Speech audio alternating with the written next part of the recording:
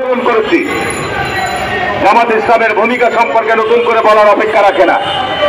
জামাত ইসলাম 1971 সালে সরাসরি এদেশের মুক্তিযোদ্ধাদেরকে হত্যা করেছে।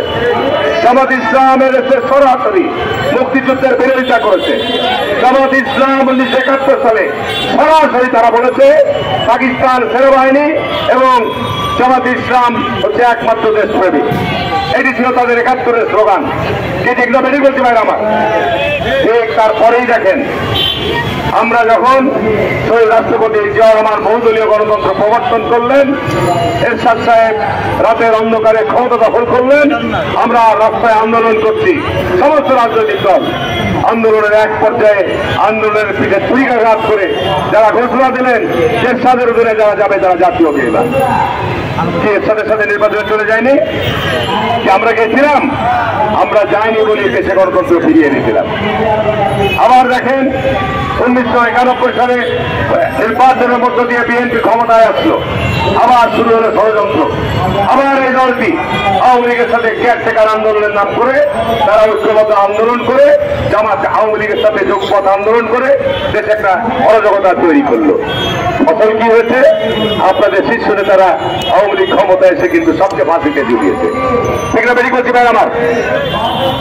আবার এখন তারা দেখেন এই প্রফেসর ইউনিসের সবাই আজকে বিএনপি বৃহত্তম রাজনৈতিক দল, দেশে যেখানে স্থিতি ছিল তা ফিরিয়ে আনা দরকার, তার বিরুদ্ধে তারা অবস্থান নিয়েছে। আমি জামাত ইসলামের কাছে প্রশ্ন রাখতে চাই যে আপনারা স্থানীয় নির্বাচন আগে যাচ্ছেন কেন? স্থানীয় নির্বাচন দিলে কি আপনাদের সুবিধা হবে? কয়টা আপনাদের স্থানীয় সরকার সারা বাংলাদেশে 4,000 ইউনিয়ন পরিষদের মধ্যে কয়টা চেয়ারম্যান জামাতের আছে? কয়জন ইউনিয়ন পরিষদের মেম্বার জামাতের আছে? তো ইচ্ছাকৃতভাবে দেশের মধ্যে যে রাজনীতির পরিবেশ তৈরি থাকে এটি আপনারা চাচ্ছেন। বিএনপি কখনোই পিছনের দরজা দিয়ে ক্ষমতায় যেতে চায় না। বাংলাদেশে যতবার নির্বাচন হয়েছে এই দলের জন্মলাভের পর বরাবরই বিএনপি জনগণের ভোটে ক্ষমতায় এসছে। যখনই ষড়যন্ত্র হয়েছে বিএনপিকে ক্ষমতা থেকে বাইরে রাখার জন্য, এখনো ষড়যন্ত্র হচ্ছে বিএনপিকে ক্ষমতা থেকে বাইরে রাখার জন্য। পারবেন না। আজকে অন্তর্বর্তীকালীন সরকারকে স্পষ্ট বলতে চাই, যদি ষড়যন্ত্র চক্রান্ত নামেন, আমরা যদি রাস্তায় নামি 24 ঘন্টাও ক্ষমতায় থাকতে পারবেন না। আমরা দেশকে ভালোবাসি, আমরা দেশকে করতে চাই, আমরা দেশে ধারণ করে আছি,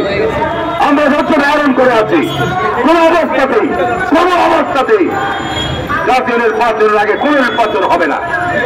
জাতীয় নির্বাচন আগে হতে হবে, দেশকে স্থিতিশীল করতে হবে, দেশের মানুষের মধ্যে আস্থা এবং শক্তি ফিরিয়ে আনতে হবে, সংস্কার হবে এবং আওয়ামী লীগের দোষরদের, আওয়ামী লীগের চোরদের, আওয়ামী লীগের অপরাধীদের বিচার আমরা কন্টিনিউ করব।